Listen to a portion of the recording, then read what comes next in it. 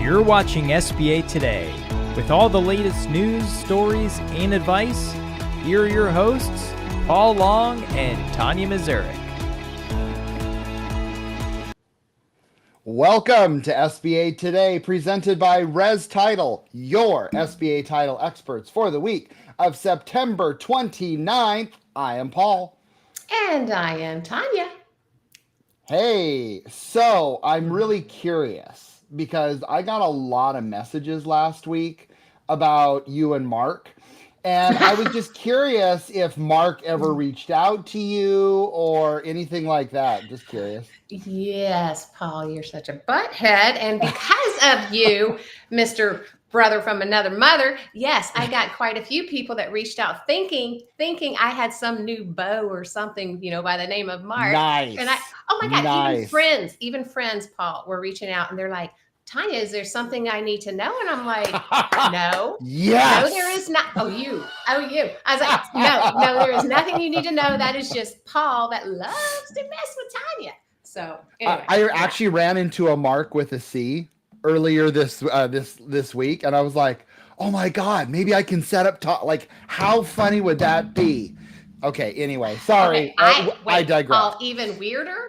I have one of our credit officers' name is Mark with a C. That could really get weird. That's funny. That could be really weird. Yeah, no kidding. Yeah. Anyway, whatever. Well, okay. So first, we're going to celebrate. We're going to celebrate, and one of the things that we're talking about is we're celebrating National SBA Closer Appreciation Week. Okay, it's been a long-standing. Very long. Yes. Thanks, Ray. Yeah, long-standing, right? As in today. Anyway, are you doing anything special for your team, Paul? Like Yes. chocolate bonbons day off, perhaps? You could even call it like the special Ray Day. Actually, what I'm going to do is I'm going to give them the last day of the fiscal year, month, and quarter off. Yeah, bullshit. I'm like, there's no way what I'm the doing heck? that. What are we starting here? I'm like, serious? No, we, me and my sales team, we put together something special. I can't even say it because I do have some of our processors and closers who watch this show. But they will have things sprinkled into their boxes throughout the week. And because a lot of my team works from home. So they'll get little surprises from us throughout the week to appreciate their awesomeness and, well, let's be honest, the hell we put them through. Yes. And you know what? I think every day is happy closer day and happy underwriter day and happy SBA day and happy anything day. But anyway, I'm still waiting for SBA manager day. Like that never comes up. I don't know why, but hey, Ray.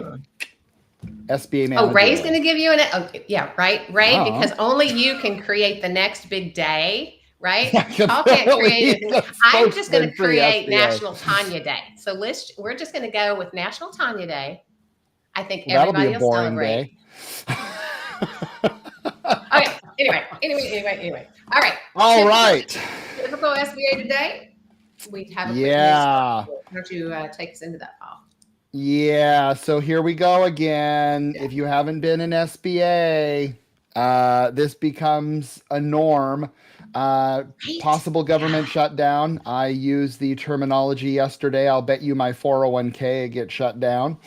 And so last week and last night, no luck on a short-term extension. And we are at the end of the year tonight. So, you better get your terms and conditions in if you're a PLP. If you're a GP, you are good luck. Beep, sorry. But it's and I'm worried that this one's also going to last a 30-some day. People were asking me, Paul, if they thought it was going to happen. I mean, come on, man. Yes, we all think it's probably going to happen because nobody in this can play nice in the sandbox. Nobody can seem to come to the table. Nobody can come to the middle. Everybody wants to posture. Everybody wants to pee on somebody else's or rain on somebody else's. Anyway, I'm not even going to. We are not a political show. Well, it's not even political because it's not even about one side or the other. It's just this is becoming commonplace. And what Which is hurts, bad. I mean, yeah, does that cause us problems as lenders? Yes. But what it really causes problem is for Mary, who's buying a cleaning company, or Mary or somebody who's buying something and they're stuck because the government can't get their stuff together. So, People, anyways, exactly. The government is not only creating their inner fighting, inner whatever the heck it is. It's because they always want to put something extra in there. Okay, no, we're not going to extend this because let me get my platform in there to make sure that I can, sneak it through with, and they both do it. It's not, this isn't. Oh, yeah, political. They 100%, freaking 100%. do it. Anyway, yeah. And then every time they talk about, count my words, well, we're going to make sure that this is not a part of the continuing resolution, that SBA continues no matter what, but that never gets done. And here we are again. So, anyway. 47. 47? I counted your words. Oh, got it. Dork. Anyway. And if you are a nerd like me who printed it out with paper and pen and highlighting it, we got a new servicing and liquidation SOP. Yes. And by the way, there's not very much that changed with it except for Paul had to get another ream of paper. So the bottom line is the things you must know is you have to keep your PPP paperwork for 10 years from forgiveness. So that's like 15 years in real life. And then also there is there's also a new status in E-Tran called SBA uncollectible. And that is going to be pretty much stating that it's being referred to Treasury. And it took, I think, what is it? I didn't see how many pages. Sorry, 203 pages to tell you those two things. Thank you for killing trees, Paul. Absolutely. I'm a recycler. Well, good. You can flip it over and just print on the other side too, right? Right. All right.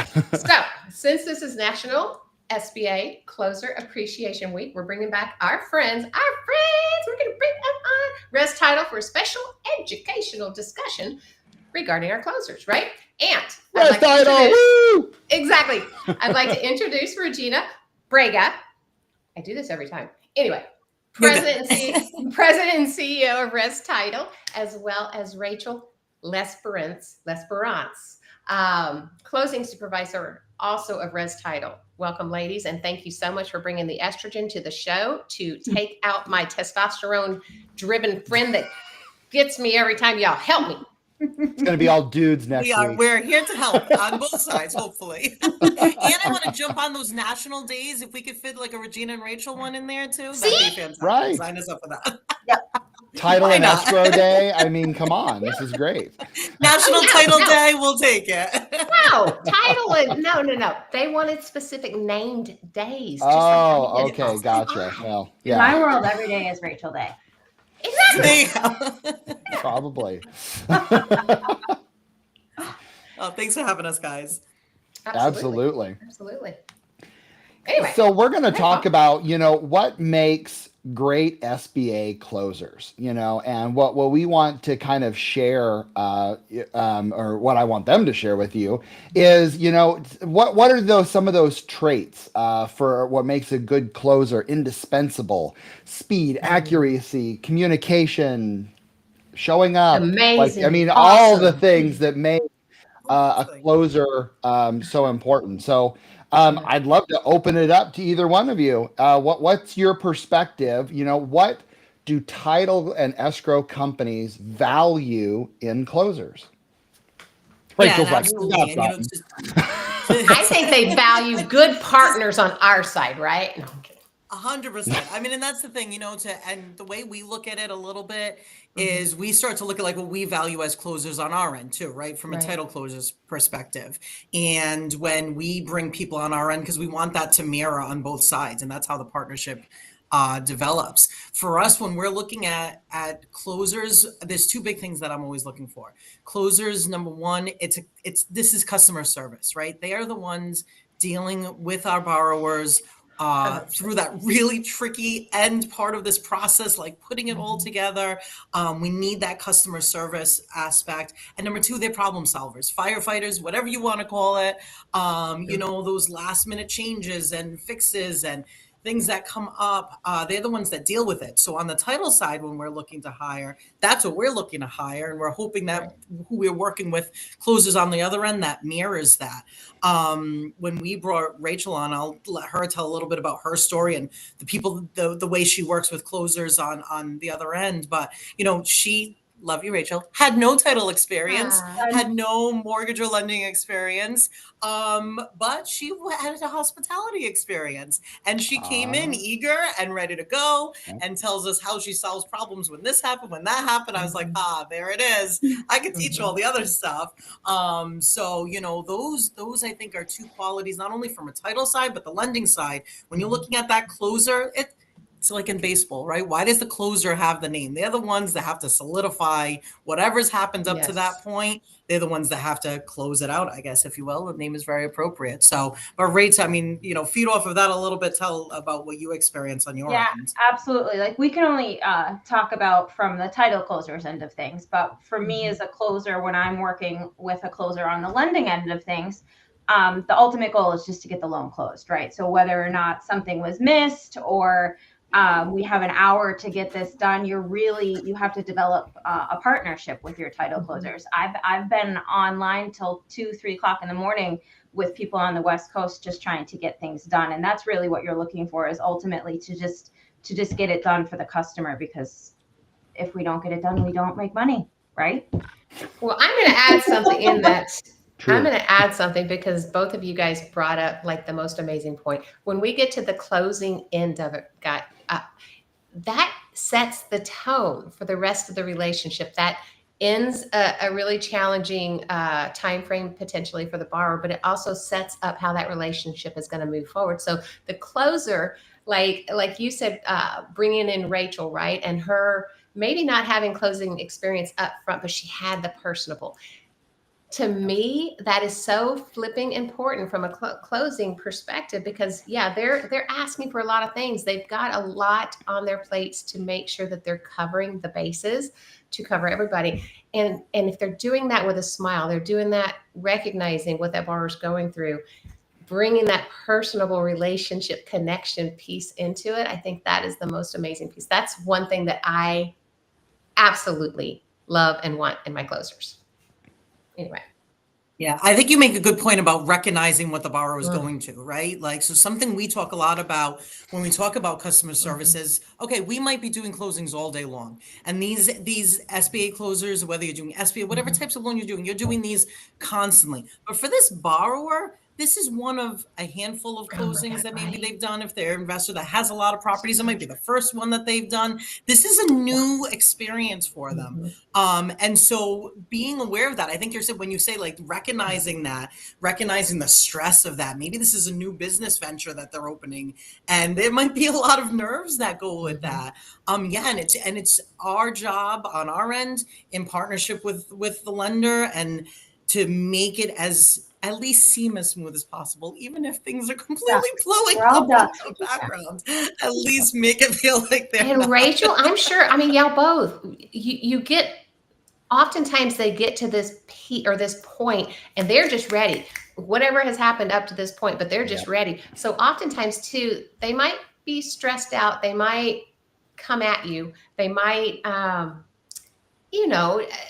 speak out of turn or speak a little more aggressively than maybe they should or whatnot. A good closer knows how to diffuse that. Bring it down a notch, diffuse it, because recognizing, like you said, that they could be in whatever headspace. And this is stressful. It just is. So, amen. Anyway. Yeah.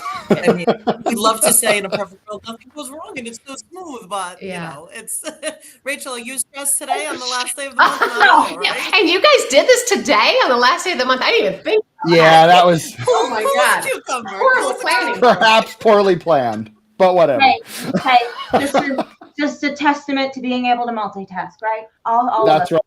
And as long as you get my deal closed today, that's all that matters. It's going to happen. It's going to happen. Done. It's stamped and delivered. There you go. So anyway, any other, what about a wildest closing day from one of you? What is a wildest closing day? I'm tossing that over to Rachel. It would have to be my record to date, which is 100 properties in one portfolio loan. What? Yes. And I think it was across 3 states as well, if my memory serves. Yeah. Yep, that's correct. We don't say no more. I don't have words. I'm like thinking in my head. Yeah, it's my one to beat so far. It's my one to beat for sure. I feel really sorry want for to? so If many we ever people. meet, I'm gonna be blown. If we ever meet, I'm gonna be blown away. But No, it was one person. He owned a portfolio. He wanted to do a portfolio loan. I can't take all of the credit there. The whole team at Res Title. It took us, I think, 3 months to get it all situated. But the overall closing process was very smooth. To get to the table was there's a lot of legwork involved. But I just think about the lenders, the underwriters, the closers, the process. I just think of everything, and I just want to vomit. Wow. You know I can talk, and when somebody just takes all the words out of me and I have nothing to say, that's pretty large. I hope you charged like you've never charged before. Anyway. Jeez. Yeah. for sure. What about a favorite closing tool or checklist? Ooh, I like that, the checklist. yeah, I mean, I think that's a big thing with us. We have a lot of tools, right? And with us, as far as making the smoothest transaction, we always want our closers that we're working with on the lending side to use everything that we have available up front, even before they're coming to us. So we have, for every SBA loan that we get in, we have a whole checklist that we go in right from the beginning, and tries to make sure all the documents are in place, try to make sure we're prepared, the conversation's already done. We have a property reports that can go out to them, gives them a whole lay of the land, and kind of going back, bringing to that whole thing of like, how does this work well, and what do we look for, when you're dealing with closers, and the whole reason why we're here, closer appreciation, like why it's so amazing, because if that conversation starts earlier, and we're going through our checklist and we're going through all the information we have, it's going to be so much easier later on, So I definitely think utilizing tools up front, like the property reports we have, that gives a snapshot really early on what's going on, and going through the little surveys up front that we have. We do that on our end to start the conversation earlier, and hopefully make it easier for the closers on the lending side too, because a lot of that's already out of the way before we actually get into the weeds of dealing with it. So yeah, hopefully that's helpful. Oh yeah. What is one thing that you wish, and I'm going to ask both of you, what is one thing you wish borrowers knew about what you do? I can go first. Sure. You want to go first? I'll let you. I think you and I have the same one, but I'll try and pivot. You go first. Okay, I have 2. So, okay, I'll go with this one. There you go. When you are borrowing under an entity and you are getting cash out, you need to have an account in the name of that LLC, because as escrow, we have to disperse to the borrowing entity. We cannot disperse to people as individuals. And from the escrow end of things, that's something that we run into quite frequently when we get to the table and we get to the end of it, and we're trying to release money to people and we can't because they don't have an account in the name of their borrowing entity. I think that's the big. I don't even know how they get there, Paul. I mean, how about you? Agree. Do you even know how they get there at that point? I can't fathom. It happens. Yeah. It happens. Clearly, I think somebody's dropping the ball. Somebody that's working with them up front prior to y'all has dropped the ball and not given them the heads up. That gosh darn lender. Dude. It happens more often than not sometimes. Unfortunately, yeah. That's too bad. What about you, Regina? Then how about you? Yeah. Yeah, so I would say, kind of going off of that a little bit, I think the most confusion that we see from borrowers has to do with the ending process of money, how money is received and when money is received, sort of a timing thing. there's sometimes this understanding that like you sign a piece of paper and then the money's instantly into your account. And that's obviously not how it works, especially, I mean, there's certain states, there's a whole boatload of rules that go into place of when we can and can't release money. So, I mean, one of the things that we're doing here is we're actually putting together, I hate the word portal, but I can't think of another word right now. So we'll call it a portal, but it's an FAQ portal that's going to be on our website, and every borrower is going to have access to it. And it's going to go over simple things like this. Like, what do you need for signing day? Like, what kind of identification do you need? How do I get my money? When do I get my money? What is that going to look like? What happens after closing? How do I get my documents? All of these things. Because again, I think what happens is sometimes we take it for granted because we do it all the time. And again, why closers are so important is because they're the ones that take the time to make sure every one of these transactions is individual. And they answer all of these questions over and over and over again because it is individual to that borrower. And that's why closers are amazing, because they go through the same process, but they treat it as a new process too when they're doing Make sure you at least. Oh, go ahead. I was going to say, make sure you send that to me, because I definitely want to put that as a part of our process, because that's gold information for sure. Yeah. And all I was going to say is to the closers, and since you don't know, you don't know. And that's part of it too, you know? So we're trying to make it easier. Coming by the end of the year. Ooh. Don't quote me on that. Too late. And what I'd say to the closers out there, so what I want to say to the closers out there, since it is Closer Appreciation Day, week, however we want to do this, right? Basically, is when we get to that, absolutely. They are the ones that when I get to that process, I tell my borrowers all the time, I am taking off my crown and I'm giving it to this party. Whether it's a man or woman, doesn't matter. They're getting my crown because they have become the king or queen of what's fixing to happen, because I can't do it. I don't know it. It's not my thing. There's so many intricacies. Closers are taking care of anything and everything, crossing the T's, dotting the I's, getting the signatures, making it happen. And so we really want to tell you guys thank you for that. So I just wanted to toss that in there because that was a good segue. I want to throw in a bonus question, because that's in typical Paul fashion.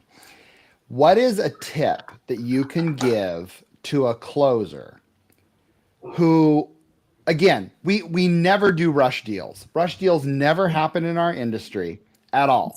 So, but if one does come up, what is a tip that you would give to that lender or the borrower when you're like, rush? Rachel, do you know what the word rush is? Have you heard this word before? No. I think it's so common. It's, do you know what the word is? Just chill. Yeah. I would say if you have a last minute closing, say it's a same day closing, give as much information as you possibly can upfront. Borrower's contact information, lender's fees, ETA on the loan package.